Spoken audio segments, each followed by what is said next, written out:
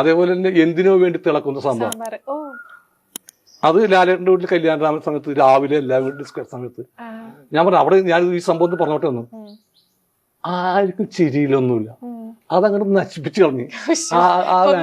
അത് വേണ്ടാന്ന് പറഞ്ഞു. പക്ഷെ എന്റെ മനസ്സ് സമ്മതിച്ചില്ല. ഞാൻ ഷാഫിയുടെ പുറം ഷാഫി ഇട്ട് ഷാഫി അവരൊന്നും സമ്മതിച്ചില്ലെന്ന് പറഞ്ഞു. എന്താ ചെയ്യാത്? എനിക്കത് വലിയ കുഴപ്പമില്ലെന്ന് തോന്നി. അതിന് വലിയ തമാശൊന്നുമില്ലല്ലോ. കല്യാണം മുടങ്ങി കഴിയുമ്പോൾ സാമ്പാറിന്റെ ഇത് കാണിച്ചിട്ട് പിന്നെ മെനക്കേടാണ്. സാമ്പാറിന്റെ ഇതൊക്കെ ഇട്ടിട്ട് എന്നെ വെച്ച് ഇത് ചെയ്യണം. ഞാൻ ഷാഫിയുടെ കാലൊടിക്കാന്ന് ഷാഫി ഒന്ന് എടുക്കുക. ഷാഫി പറഞ്ഞു എല്ലാരും പോയിട്ടെടുക്കാന്ന് പറഞ്ഞു. ആരും ഉണ്ടാവില്ല അപ്പൊ എടുക്കാന്ന് പറഞ്ഞു. ഷാഫി എല്ലാവരും പോയി കഴിഞ്ഞ ശേഷം ആ ഷോട്ടിൽ ഞാൻ മാത്രമേ ശ്രദ്ധിച്ചാൽ നിങ്ങൾക്കറിയാം. നിർബന്ധം കൊണ്ട് ആണ് ആ ഷോട്ടിൽ.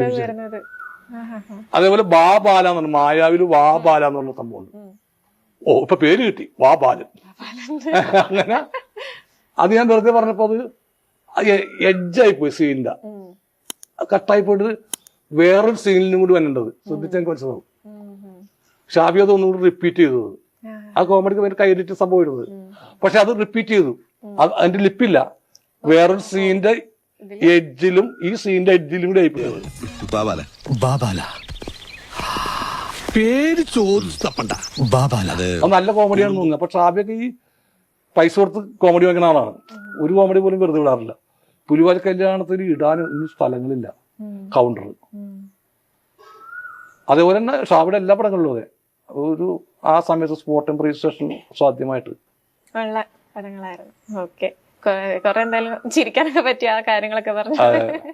ഇപ്പൊ മറ്റൊരു സിനിമയിലേക്ക് വരാണെങ്കിൽ ഇപ്പൊ 2000 കിന്നാരത്തുമ്പികള് ഒരുപക്ഷെ അത് ഇറങ്ങിയ സമയത്ത് ഉണ്ടായിരുന്ന ഓഡിയൻസോ അല്ലെങ്കിൽ അതിന് കിട്ടിയിട്ടുള്ള റീച്ചോ അല്ല ഇപ്പൊ കിട്ടുന്നത്. അത് ഇപ്പോഴത്തെ യൂത്ത് അല്ലെങ്കിൽ സോഷ്യൽ മീഡിയ ഉള്ളവരൊക്കെ ആണെങ്കിൽ സിനിമനെ വേറൊരു തലത്തിലാണ് കാണുന്നത്.